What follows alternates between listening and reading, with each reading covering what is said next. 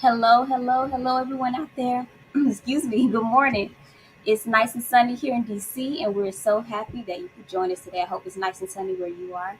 My name is Michaela. I'm the event coordinator for Sankofa, and I'm also your host today for today's Happy Nappy storytelling.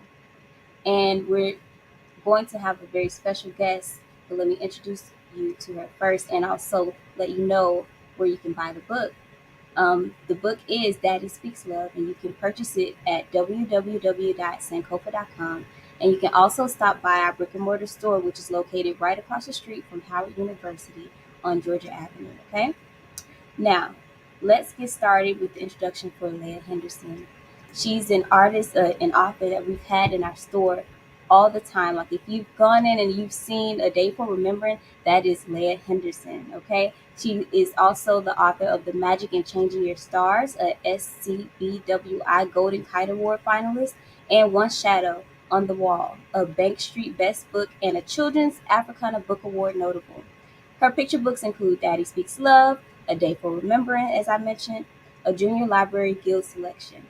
Together We March, and the forthcoming Your Voice, Your Vote are other books that she has written, and her writing is also included in a few anthologies. Leah holds an MFA in writing and is on faculty in Spalding University's graduate writing program. And today she's presenting her book, Daddy Speaks Love, which is, as it states in its title, a book about what daddies do. Daddies can uphold justice, daddies can fix things around the house, daddies can nurture their children, and one of the most important things daddies can do is to speak love. So without further ado, please give a warm welcome to Miss Leah Henderson. Hello, everyone. It's nice to be with you today. Thank you so much for spending time with us on this beautiful Saturday. So, before you start with your reading excerpt, can you please tell us about your book and how you began writing it? Sure, absolutely. So, one of the things I'll just preface this by saying a lot of the times when you are creating a picture book, if it is traditionally published, if you go to a publisher, you do not often get to work hand in hand with your illustrator. You create your text, and then the publisher has a vision of who could really capture that text in images, and they will go off and they will find an illustrator for the project for you. And so it's very much you're working separately, but in this space of creating this beautiful thing. Wow. But in this case, during the 2020 summer, during the pandemic, the illustrator of this book, E.B. Lewis, and I are good friends, and we were on the phone. And he said to me, "Did you just hear the words that Gianna Floyd said to Joe Biden, President Biden, about her dad?" And I had not seen the video clip yet. And so I was like, "No, what was it? What were they?" And he said, "She said my daddy changed the world." And he said, I immediately wanted to start creating some art. I really want to create a book around this. And so we talked about that. But then in my mind, I was thinking, this is such a weight and such a personal kind of story to, as an outsider, step into and try to write or try to create some semblance of what that really would truly feel like. And I said, so that would be a hard one. I'm not sure that you want somebody with distance. You want somebody right in there. And so then I started talking about how, but one thing, when I hear those words, I think about how my own dad has changed and does change and affects my life in large and small ways every single day. And EB is a dear family friend. And so he knows my bond with my dad. We're like this. And he listened to me kind of going on and on and on about my dad. And he said, you know what? You need to sit down and start writing. And so that it came out of that conversation on the phone. It was a moment where we're in this time in history. We're in this time as a Black community. We're in this time where there was a lot of pain and suffering happening on a daily basis in different ways. And then I just thought about my dad, and I thought about all the ways during this period and other periods in my life where he has kind of been a roadmap and a guide. And so it wasn't until I found the words, I was thinking, so what does my dad do? How does he show me these things?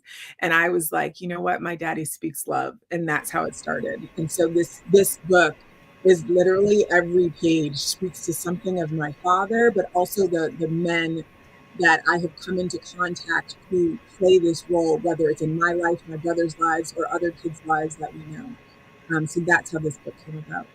What a beautiful foundation to write your book about. I mean, that is amazing because I mean, it started out kind of with a tragedy with George Floyd, but then you saw the positivity in what his daughter said, and you created something beautiful out of it. That's really amazing.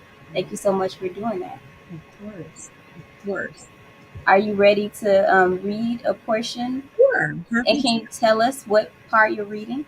So I'm going to read some of the opening spreads of the book. And I think one of the things when people come to this book or they see it on the shelf, a lot of the times they see it and they think, oh, this is going to be a father-daughter story. And while this spread, while this cover speaks to that in every way, it is really a book about showing what it is to help grow a globally minded citizen.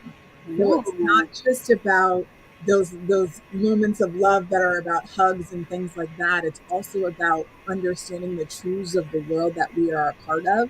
And I think writing this during that quarantine summer made it so much more apparent to me, and full focus that we need to have all of the conversations when we're young, just to kind of decipher what is happening in the world. So Yeah.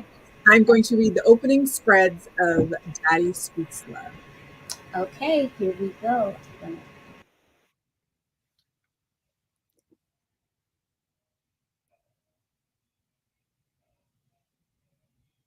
Okay, so Daddy Speaks Love by Leah Henderson, illustrated by E.B. Lewis. Oh no, is it going to be sideways? Well, we'll see if the next spread comes out non-sideways, because it should be one page. That first page should be by itself, and then it should go non-sideways. So let's hope that it does that. But I will read that first spread for you while we try to figure this out. On that very first day, bundled in blankets, you cried to be heard. Shh, baby bird, I've got you. Our daddy's first words. So this is that first spread that was sideways. Hopefully you can see. And we can try to see if the next one will come up correctly. I'm not sure. If not, I'll just keep reading. Okay, I'll just keep going. Daddy speaks love when he answers endless questions and makes 1,000 plans. New adventures await us, morning till night. Days full of tree climbs, the longest of hikes. Yeah, sorry, crooked. Of tea parties, painted nails, doing whatever we like.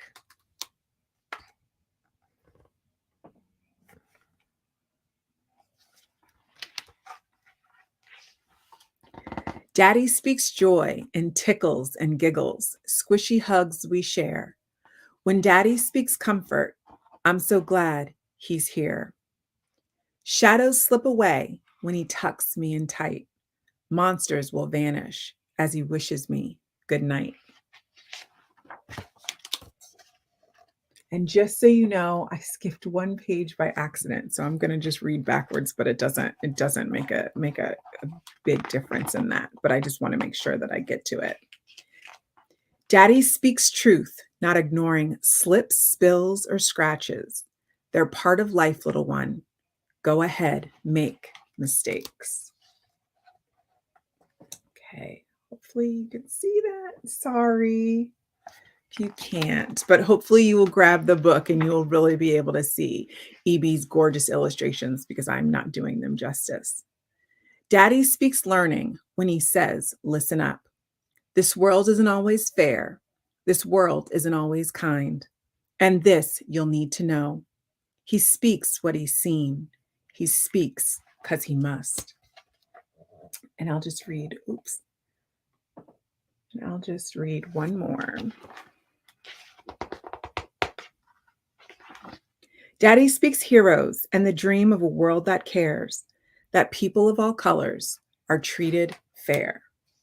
And so I'll close there. And hopefully you will go and grab a copy either from the Sankofa store or online so that you can see the gorgeous illustrations that I did a wobbly job showing you. I apologize.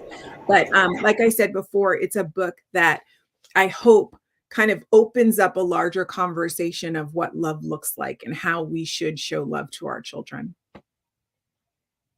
That was gorgeous. And I know, I'm sorry we couldn't flip the screen the other way, but I think it worked out better because we got to see your face and really connect with you, even though, I mean, you were showing us the picture, the book as if you were there with us. I enjoyed that much more, I think, than having the slide going across anyway. So, can you tell us about your favorite part in the book? Sure. So like I said, this is really a love letter to dads, and it's all about the ways in which they impart truths to us and kind of guide us. But it also, because of the way that it started, it was really important for Evie and I to both kind of put a nod towards what began this conversation in this project. So this particular spread for me, I hope I can. I can see that's great. Okay, now can you tell us some of the little details about the illustration? Yes. So this is one of those situations where, like I said, the author and illustrator don't often get to have a conversation, and Evie and I did this book from start to finish together. And so for me, it was really important to have a beat in the middle of the book where there was some recognition paid to where it all started and where we need to go from here. And so I had said to Evie, it would be really beautiful, I think, to have a moment where we have some recognition of this. It's more than a sacrifice, right? Because it wasn't by choice. And so this moment that we were in at this time, and where it is a moment where we are demanding so much change and we are tired, right? And we have generations of children who are now witnessing this in a very real and personal way. And so we talked about this, and then what EB brought to this was a Nazi propaganda poster where that in is in reverse. And so that in speaks to a lot of different ins, right? It speaks to a lot of different ways that in word or in can be used. But it's also speaking to moving towards some change and shifting from where we were to where we need to be. And so this spread for me speaks so much to what the overall book is about, not just within the Black community, but in the community of being mindful of other citizens and what they're going through, and what how they are being treated, and also our role in speaking up and speaking out, even the youngest of us. and how we can do that, and how when we have somebody in our corner, like I do with my dad, they always got you, right? They're always there. Even when they are not physically there, they are there. Like my father is someone who I am not really big on public speaking. And so for any of the little ones out there who are not big on public speaking, a couple things I'll say. Get a little thing that you can hold on to. So I have my little stone, and this is my creativity courage stone, right? And I'll rub it. Or you have a parent like I do who gives me an Apple Watch. And when he knows I have an important event, I get little heartbeats on my watch from my dad. So knowing that people are in your corner is a really wonderful way to have the courage to speak up and speak out. Also having people or guidance through books like these, because we don't always have someone who can step into that space for us immediately, right? But sometimes we can find these things in books. We can see these examples in books. And so that's one of the things, or one of the hopes of Daddy Speaks Love, is that you see ways that you can speak up and speak out if your friends are being mistreated, or if there's something in your life that you know just doesn't feel right, but you're not sure how to approach it. But you want to say no, or you want to help, whatever that might be, in large and small ways, because even the smallest of ways is a big way in somebody's life. So that's kind of what this book is all about for me. Absolutely. And just a couple things. One, I love how your face glows when you talk about your father. It's really sweet. And two, thank you for giving that advice to the young people out there. I hope you all heard it. I mean, that's really great advice that you can use throughout your life. Is one, to have something to anchor you when you have times of stress, and then two, knowing that you can pick your community of support, or you can find it in the book if you don't have it readily available. And I want to add, that's why Sankofa Bookstore is so important, because we know this to be true, and that's why we have so many books that reflect what we want to see in society, what has happened, so that we can move forward and be a community and be better global citizens. Yes, absolutely. Absolutely. Yes. And I want to remind you out there watching that you can ask questions in our comment section, and Leah will answer them for you. So any comments or questions that you might have, you can ask them here, whether you're on Twitter, Facebook, or YouTube, and we'll address them right away. Okay. Moving forward, so you talked about how close you were with the illustrator in doing this. Was there any moment where you guys kind of disagreed on how something should look, or the symbolism of a picture that the illustrator wanted to use?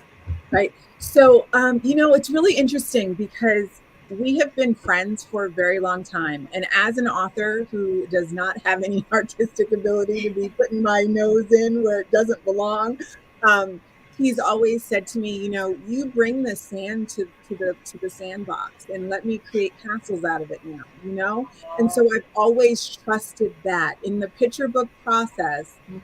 I am putting in the sand with my words, and an illustrator, I need to trust that they're going to come and make gorgeous castles in a way that I couldn't have even imagined. And so in this project, even though we spoke about almost every single spread of this book, the one thing that I couldn't have imagined was the amount of an emotional depth he put into the illustrations. When you look at this cover, or when I look at this cover, I cannot help but smile. There is a warmth that runs through me when I see it.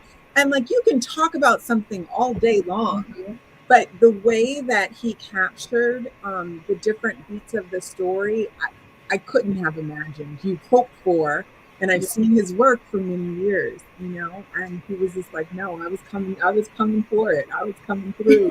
And it was the same way for me. I'm writing with a friend who I respect, right? And so you want to do right by them. You want to do right by the story that you're telling, by the kids who are going to read it, by the parents who are going to buy it, or the aunties or grandparents or teachers or librarians. And so for me, when we were talking, it wasn't so much that there was disagreement, because there is a foundation of trust. I trust your vision. For both of us, it was more like, oh, I didn't see that. That, you know what? That could be a possibility. And we have that type of friendship where it's not a competitive thing. It's almost like we need to fuss because it's going to get that much better. Be like, no, I don't see it that way because X, Y, no, but, and then you're like, oh man, you're right, you're right, you're right. So we had some of those moments where it was kind of like, oh, I wasn't thinking that way at all. But because when you are working with someone who you trust, and you know they have the skill to do it, you're like, okay, show me what you got, go do it, you know. And it's kind of like, each and every time when I got to see the images, I was just, there were just tears, there were tears. And then at the end of the day, because this is like really a love letter to my dad, there were more tears because it was just really beautiful. It's just, he did a really beautiful job. Excellent. I'm so happy to hear that. And you know, now I have to ask, since you mentioned that it's a love letter to your dad, how did he react when he read it for the first time? So, okay, so my father, if you haven't guessed, is super, super, super, super supportive of every single thing that I do. I mean, he still wears a pin for the first book I ever wrote on every single piece of clothing he wears, whether it's a suit. And one day, I'll just tell you really cute, he said to me, guess what? I found this engraver who can make a silver one for tuxedos. So my dad is like super supportive of my work. So when he heard that we were doing this book together, first of all, he was just excited that I was going to get to do a book with a friend. And then he was kind of like, well, will it be ready for Christmas? And I'm like, Dad, it doesn't work like that. These things don't work, but it would be really great for Christmas. And I'm like, Daddy, it doesn't really work like that. You know, it doesn't work like that. 6 books in, you know, it doesn't work like that.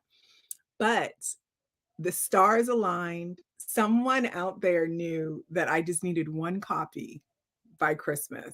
And on December 23rd, I got a box in the mail and there was one copy. And I was leaving for my parents' house later that day. And so I took the copy. And so he doesn't think that it's a possibility at all to get one for Christmas. And either did I. So there was no kind of playing that there's not the possibility. I really didn't think there was. And so I got to my parents' house for Christmas, opening all the presents, all the presents, all the presents.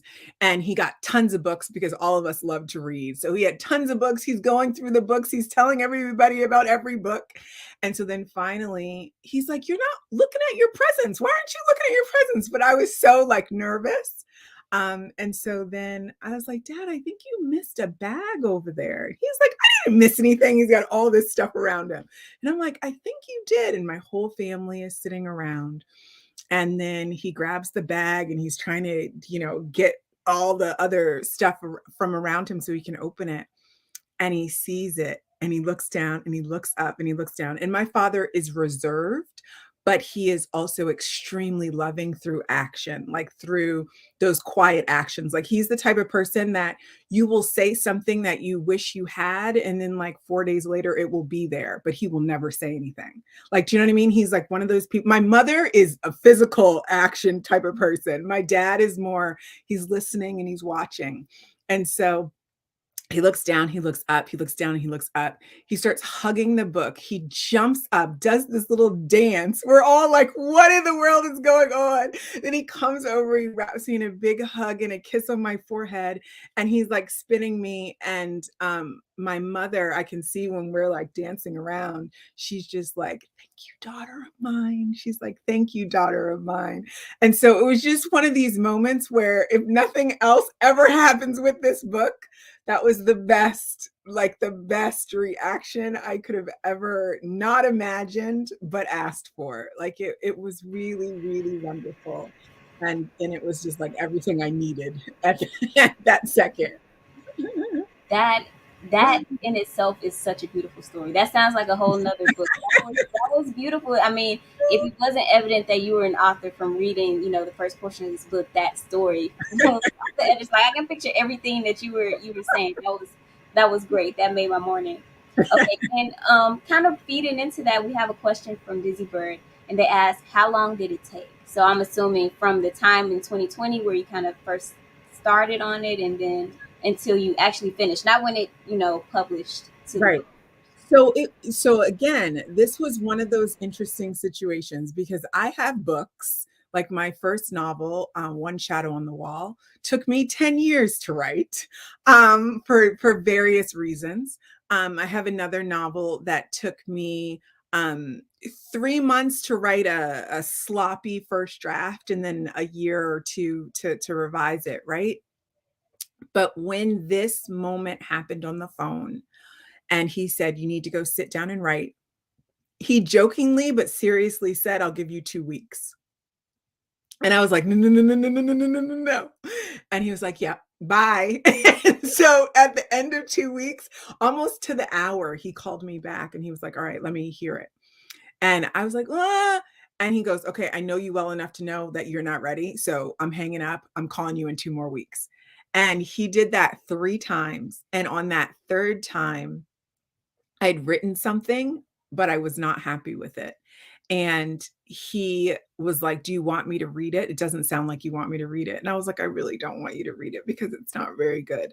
And he was like, "But is it not very good, like in the world of not very good, or is this Leah's not very good? Because Leah's not very good is somebody else's let's go to town with this, right?" And so I was like, "No, no, no, no, no, this is not very good for the whole world." And so he was just like, "Well, do you want to talk about it? Like, what are you feeling?" And so we had a conversation, and then another friend of ours got on the phone with us. And I was just kind of, saying what I wanted it to be, but that it wasn't there yet. And they both were kind of like, "But that's what you need to sit with. That's where you need to stay. You need to think about what you want it to be and what you want to say, and what it is for you that your dad says to you to make you the person that you are, to give you the thoughts that you do have, because almost every single part of you has a sprinkling of your parents in it, or your brothers, or your grandmother, or your aunts and uncles and your grandfather." And so it wasn't until I really sat down with that conversation and really thought about what are the things and the ways that he does this, that it was like this roadmap that came out in one sitting. And from that one sitting, it did not change much. And the only reason it really and truly changed is because of the time that we went to, finalizing the images and all of that kind of stuff after he had taken his time to do the art, was that the verdict had come in for, George Floyd's, the trial for the police officer, and it became something that definitively we could say happened, right? As opposed to, you know, there's like a distance where many of us knew already in our hearts what had happened, but then that changed the wording a little bit. But other than that, the wording pretty much stayed the same from that moment where I sat down and was like, "Okay, how does my dad speak love?" So the long story in a short way, and the reason I gave the longer version is because I didn't want you to think it just came out in like one sitting in one day, and then I was like, "Here you go." It was a lot of struggling to want it to say the right words for my dad, and for what this moment was, and for this little girl who has experienced this thing. There was all of these layers, and then to be doing it with somebody that I truly respect, and wanting them to see something that they could work with in my words. So yeah. So it was a shorter process than most. Okay. I will say that, but not easier, just shorter. Yes, I can tell. It sounds like a lot of mental pressure. Mhm. Now we have another question from Auntie Africa, and I just want to shout out Auntie Africa because she was in the comment section before the event even began, saying good morning. So good morning, and thank you Good so much morning. for being here. Auntie Africa asks, "How did you meet your publisher?" So, in this case, actually, it's kind of interesting. Um, like I said, this is my sixth. I'm just gonna close this a little bit to get this out of my eye. This is my sixth book that I have out in the world, and I have a few others that are coming down the pipeline. Um, but this particular publisher, Nancy Paulson, who I have always admired from kind of even before I was published, there are certain books, certain imprints, So certain publishers where you see that name on the spine, you're like, this is going to be a good book. Like this is like they speak to a certain kind of core of who you are over and over and over again, no matter what the story is. And for Nancy, I really feel like there is this through line of emotion and heart, and love and compassion. And you see that in each and every one of her books. And so it is always an honor to work with somebody who, before you got started, you have many of their books on your bookshelf.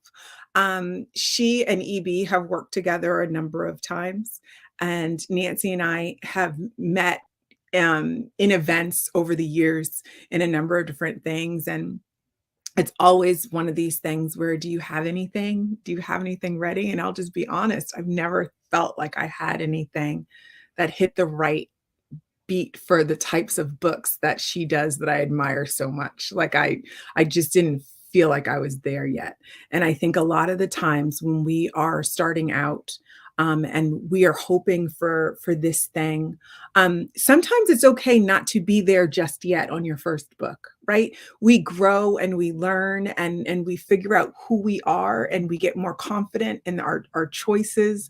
And I think that this was the right book for us to start that relationship, right? And so, so I met her in the traditional way. We went out on submission, right? But we really wanted to work with Nancy on this project. So it was a very fingers crossed, hopeful moment of zeroing in on seeing what she would say. And I'm just so fortunate that she was like, yeah, let's do this.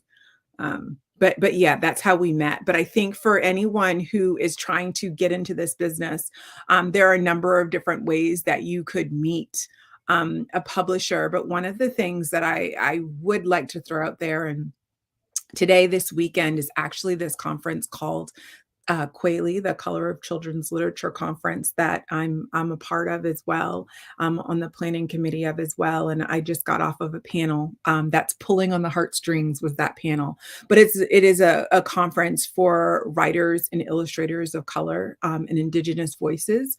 And so it's all about, how we can step into this space and in this world, because it can look very different for us than it looks for people from other communities. And so it's a great way to hear how other people have connected with publishers or agents, or some of the things that they've been mindful of in going in those steps. Because I think for all of us, our journeys are so very different, but it's really wonderful to have people out there who can speak to different aspects of their journey, and you can take tips and things from there. But also, I think that there are so many wonderful authors out there who are open to discussing how they've come across their agent or their publisher, that you just need to ask. Absolutely. It's so great that you have people that can give you that information, and that there's a community that supports other people trying to do the same thing. That's Yeah. awesome.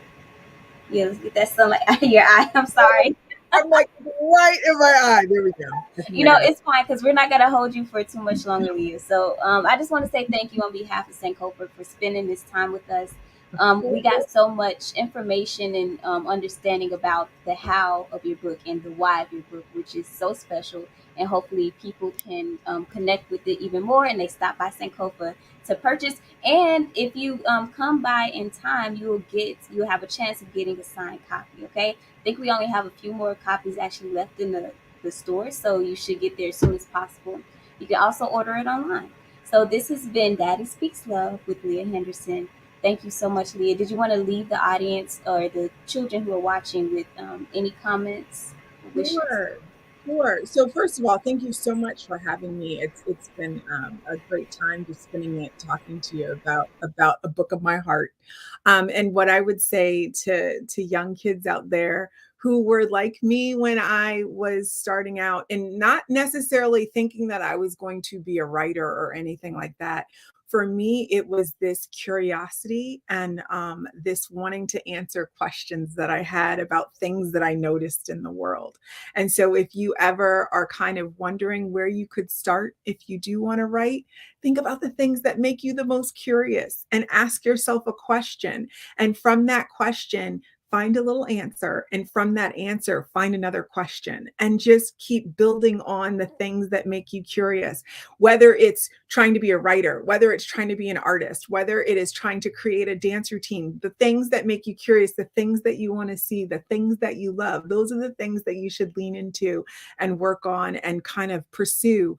And then the other part of all of it is, when it comes to reading and the books that we hold dear and that we love, if you find one, I guarantee you there is another one. And so ask your bookstore staff or ask your librarians, I really loved this book and I want another book just like it. And if there is not another book just like it, start writing down notes. And if there is an author that you really like, send them a little note and say, this book needs to be in the world.